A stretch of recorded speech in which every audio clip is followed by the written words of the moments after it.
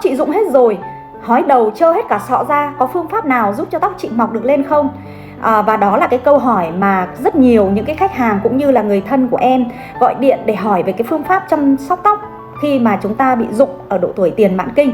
Thì các anh chị hãy thường xuyên chải đầu để chăm sóc cho khí huyết được lưu thông ở vùng da đầu, và như vậy thì tóc sẽ mọc được tốt hơn. Thứ hai là chúng ta dùng 4 đầu ngón tay gõ vào những huyệt sau.